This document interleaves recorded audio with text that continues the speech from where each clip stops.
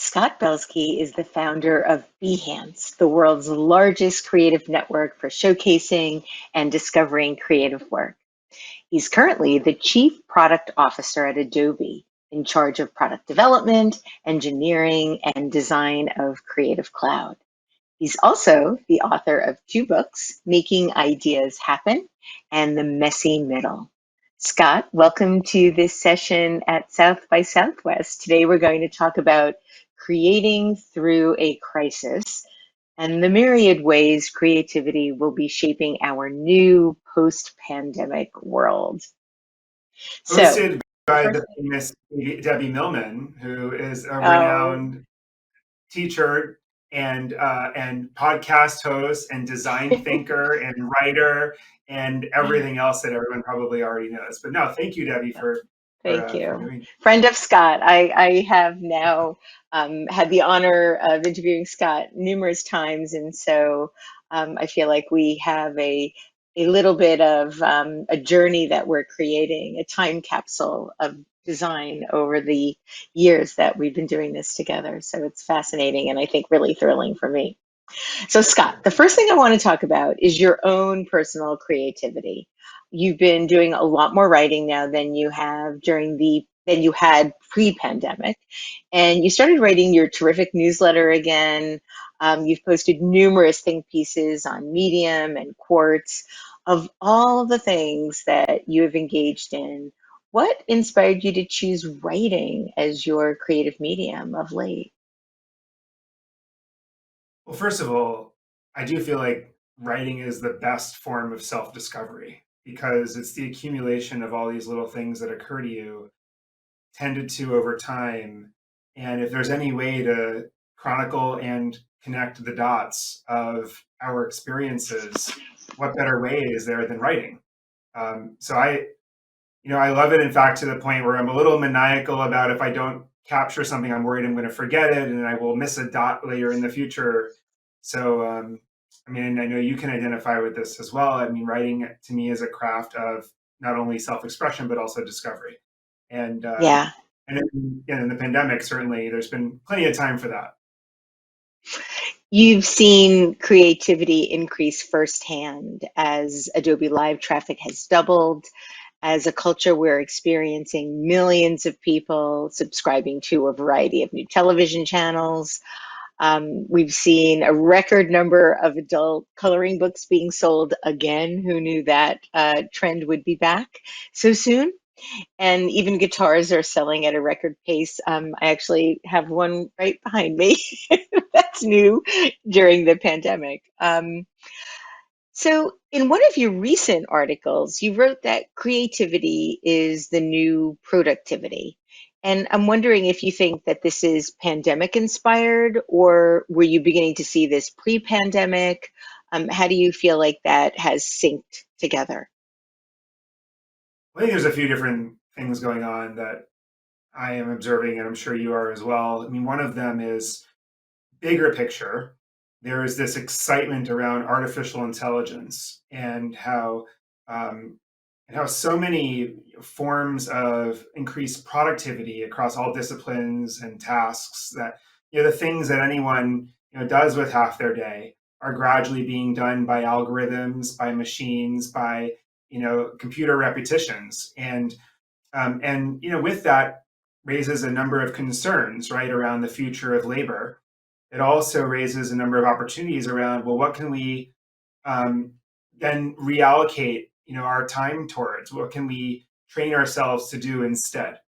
And if we used to confine art class to Fridays and or twice a week in school or whatever, I would say that now, as productivity is being done by computers, we have to uniquely do what humans can do, which is to be creative.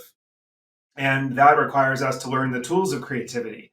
It requires companies to outfit their people to be creative the way they once outfitted their people to be productive with, productivity tools like PowerPoint, etc.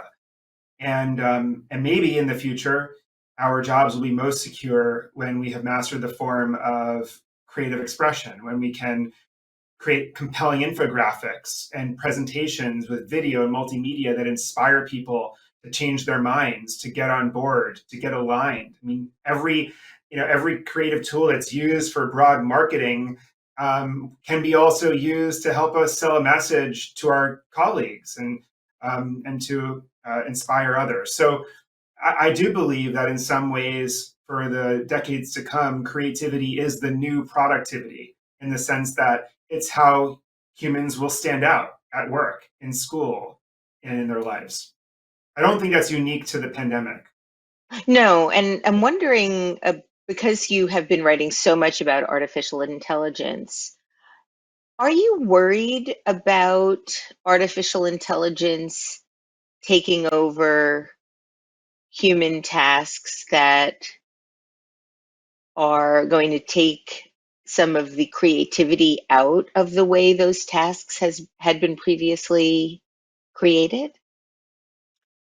Well, it's the way I think about it sometimes. Let me try to play both sides of the argument. On the one hand, I see our customers, in my day job leading creative products at Adobe, telling us in surveys that they spend over 50% of their time doing repetitive, mundane labor that is in between all the ideas that they have that they want to try, right? And so if you could reduce that mundane, repetitive stuff, maybe you'd have more time as a designer, for example, to try two or three additional paths to a solution and ultimately find even a better one than you may have imagined. And so I think there's an unlock to that extent.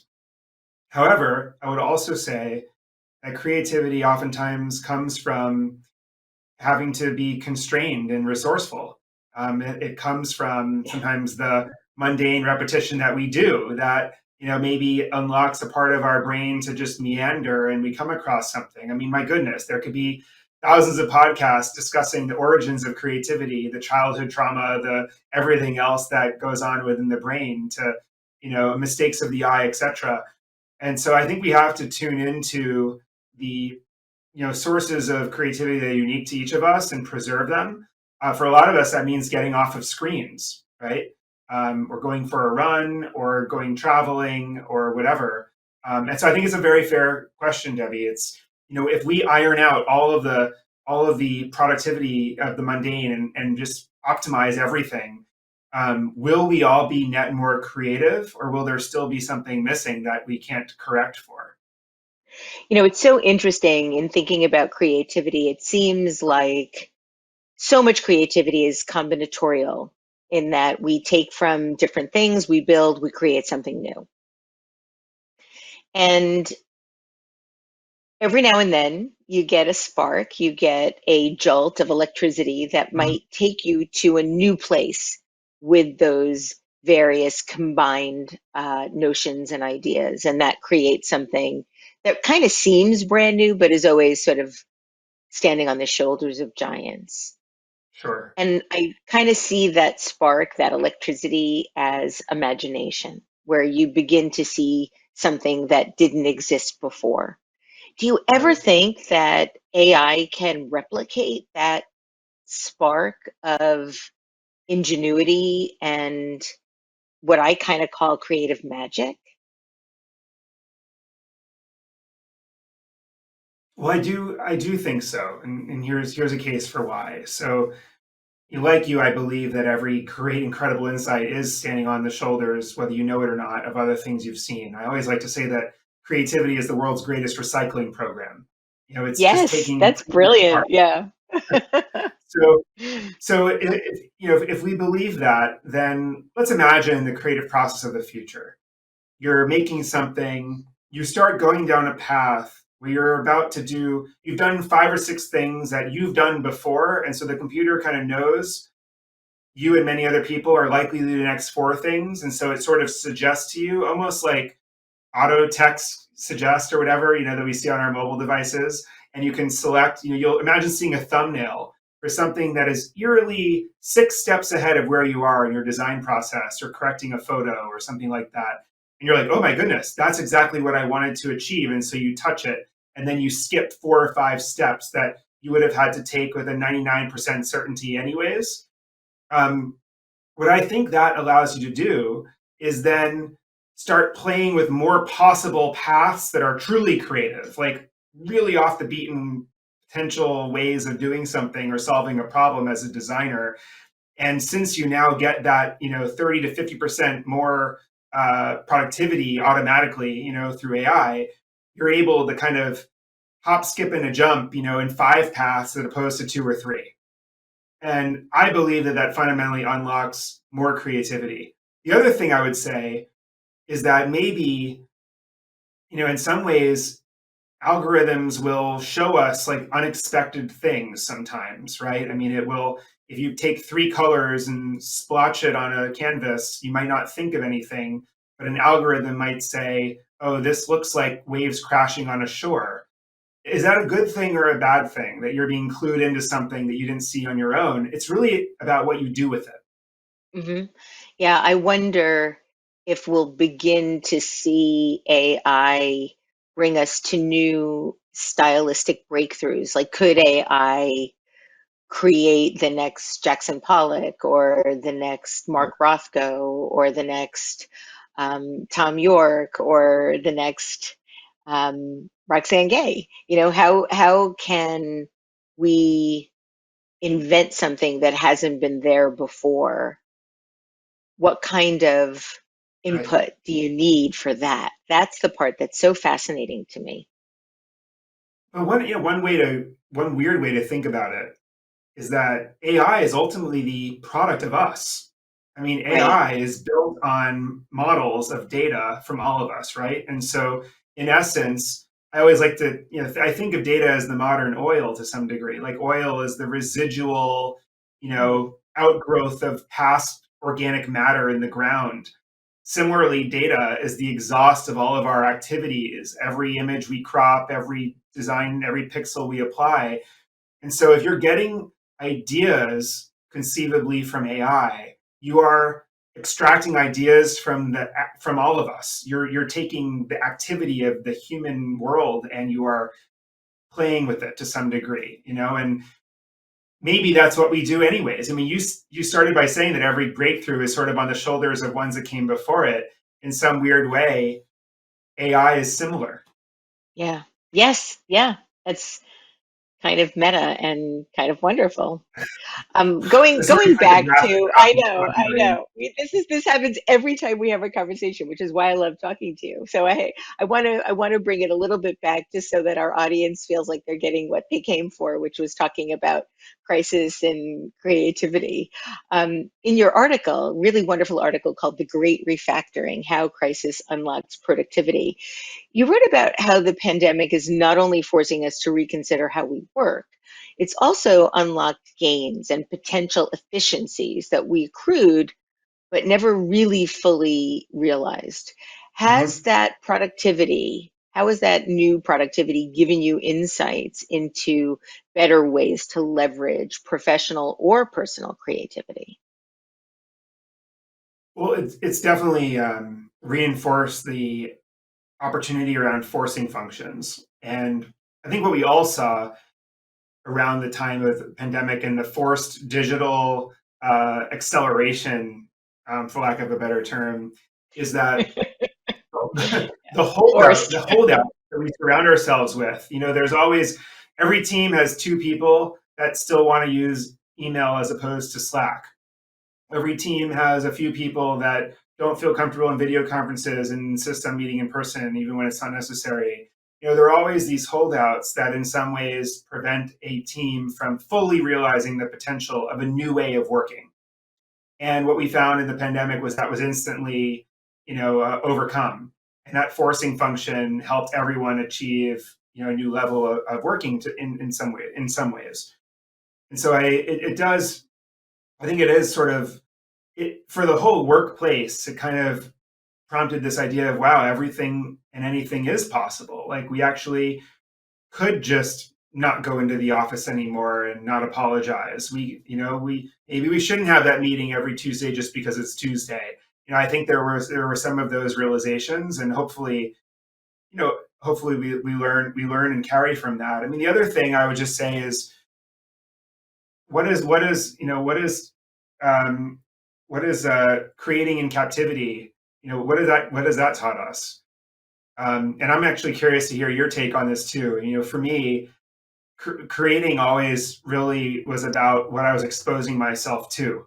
And so, Hmm. I mean, whatever comes in goes out, right? So if I only see my own bedroom and my own food every day and my own family and my own whatever, but what goes out is probably going to be, somewhat consistent in a bad way, right? Um, and so I struggled, but it did make me suddenly start to read more. It started to make me listen to more podcasts. It started to make me a little bit more taking more initiative to absorb and find new sources of discovery. And it's tried to augment to some degree what I've lost. I mean, Debbie, you're one of the more creative people I know. Like, I mean, I'm really quickly like, what was creativity and captivity look like for Debbie Millman? Well, it's sort of interesting because I had always considered myself a real social animal, and most of the work that I enjoyed doing was collaborative in nature, whether it be Right. sitting across from somebody in an interview or teaching a class in front of 20 students or um, being at conferences and speaking with people.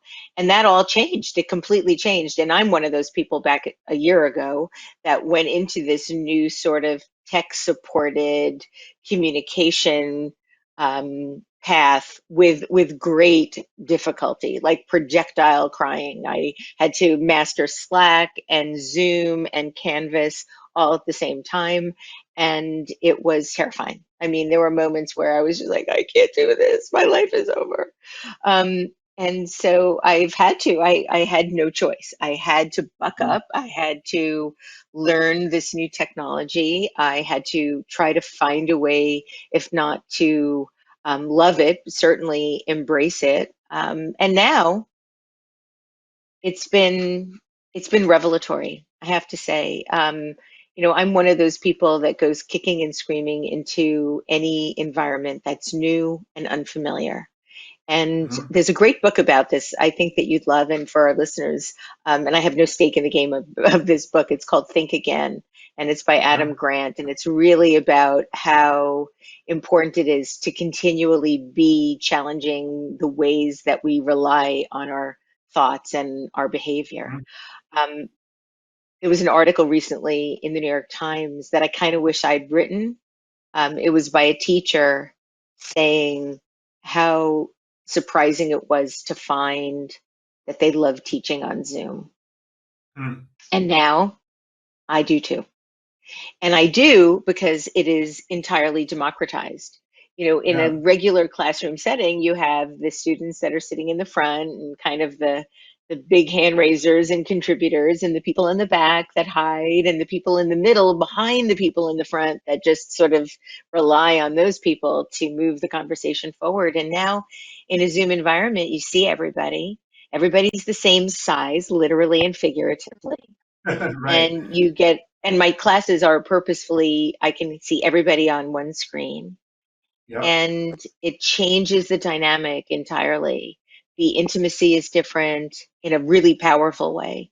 So whereas I was once very anti-tech in terms of the collaborative level that you can achieve in a sort of com- technological or computerized environment, I'm now seeing it in a very, very different way. And so I would say that my ability to be creative has increased because I'm not relying Mhm. on proximity in the same way that I Mhm. used to. And I kind of miss some of that, but Yeah. less than I thought I would. Less than I thought I would, because I do feel like the exchanges that I'm having are authentic, and therefore I don't feel like there's any dilution in the sort of quality of what I'm doing, which is a huge surprise. What about you? Because you work with a company that's thousands and thousands and thousands of people. How do you feel like the collaborative nature of your work has changed through this crisis? Well, a lot of what you said really resonated. I certainly have found that having all of our meetings, in this new virtual environment, there are a lot of voices that I didn't hear before as much that now feel comfortable speaking up, which also is sort of sad to me to think that wow, we always had these physical meetings where senior people sat at the table when there were too many people and the junior people sat in another chair. I mean, how ridiculous is Right? that when now we have this place where everyone feels comfortable. Also, what's fascinating is that the side channel of the meeting, aka the chat room, is sometimes more interesting than the meeting itself. uh, Yeah. People feel comfortable asking questions that they don't want to say out loud. People answer each Yeah. other. People kind of posit other ideas. And then sometimes, as the facilitator of a meeting, I'm the one who's saying, "Oh, you know, June, like you just mentioned, why don't you explain what you were saying in the chat to everyone? Like that's really interesting." So, Yeah. you're pulling people out in a very comfortable way. Also, employee all hands meetings used to be like three people sitting in front, no one would dare raise a hand. Now you have this like insatiable stream of commentary and questions and stuff. So this is a profound change, right? In the inclusivity of ideas and in helping people feel like they can be equal participants.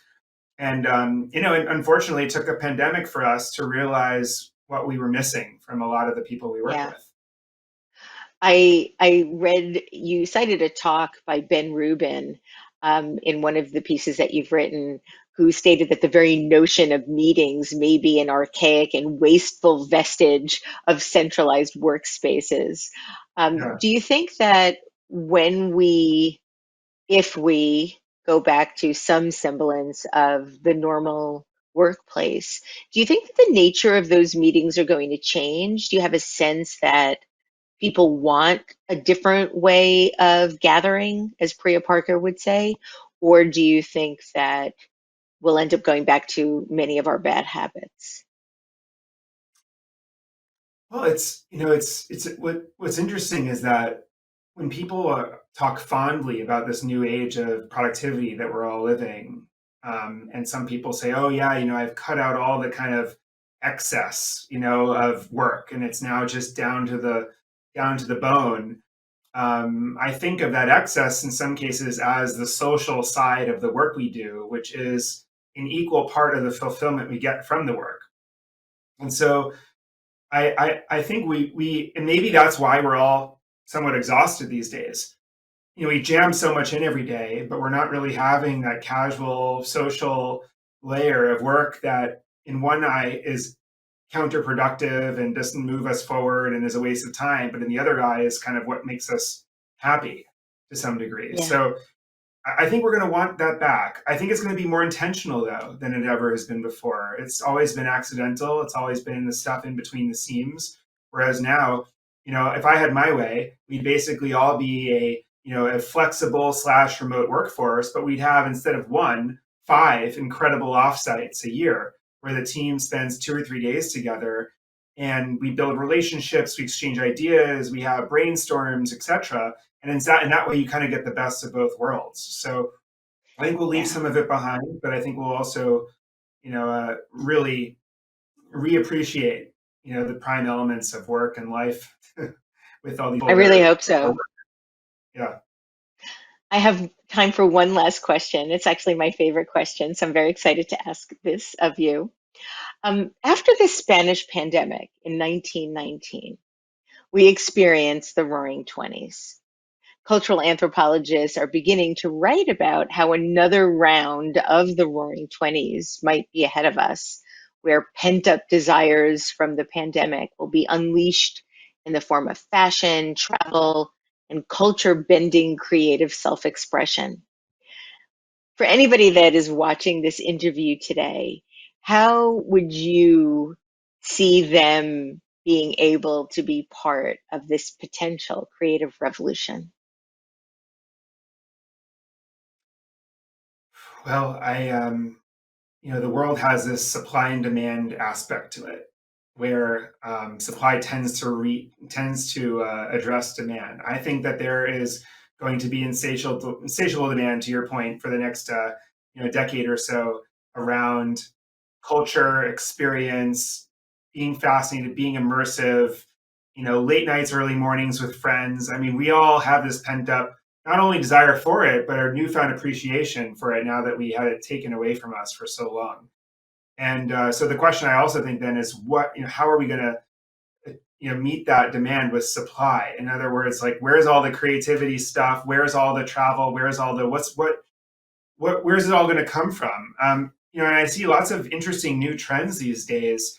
I mean, just to pick a random one, this whole kind of non-fungible token new digital art scene that's emerged, where Yeah. there's now this new medium for digital artists to express themselves and also make a living. And people want to collect all of this, and there's just this appetite for culturally significant assets, even as well as experiences. I think that's one of the technology is going to help feed that supply, I guess, is my point. I think we're going to travel the world like we've never seen before. Yeah. And I think that my friend Jen Hyman, who runs Rent the Runway, was talking to me about her like team's job planning their collection for 2022, and they're thinking about, they're seeing the fashion that's coming out of all these famous fashion houses, and it's going to push us. It's, I think there's, in the pent up hearts of these fashion designers themselves, they're also kicking and screaming, and that's going to come through in Yeah. their work. So I couldn't be more excited, Debbie. I think it's I'm always a ruthless or hopeless optimist, I guess, depending on how you look at it, but I do think that the best days are ahead of us. I really hope so. And I so look forward to sharing those times with you. Scott Belsky, Likewise. thank you as always for your illuminating thoughts on creativity, productivity, and technology. Thank you for being such a wonderful conversationalist. And thank you for joining me for this session at South by Southwest. Thank you, Debbie. I appreciate it.